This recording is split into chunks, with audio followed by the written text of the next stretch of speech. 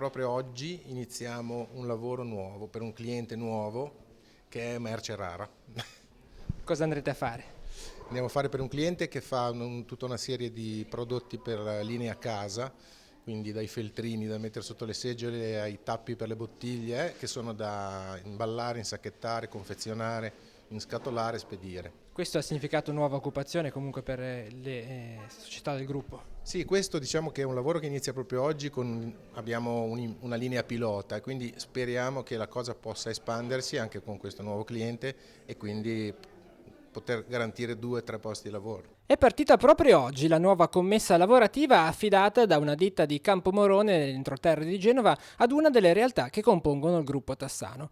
Nel giorno della visita in fabbrica a Casazza Ligure del vescovo diocesano, la novità rappresenta un forte segno di speranza per una delle realtà più importanti del terzo settore, un soggetto che ad oggi dà lavoro ad un centinaio di persone, di cui 65 soci delle cooperative che compongono tutto il gruppo e che oltre a fornire servizi al territorio dà l'opportunità a chi vi lavora di percorrere una strada di realizzazione personale e sociale che altrimenti sarebbe molto difficile da trovare. Di qui l'importanza per il gruppo Tassano di avere il sostegno di tutto il territorio del Tigullio, nel quale opera ormai da decenni con l'affidamento di nuovi lavori, per rispondere concretamente a quell'appello che lo stesso Papa Francesco ha ribadito di recente di riscoprire la vocazione al lavoro, senso alto di un impegno che va oltre il risultato economico. Lo scopo delle nostre imprese, che sono imprese sociali, è proprio quello di creare opportunità di lavoro per le persone. Lo scopo mutualistico è proprio questo il senso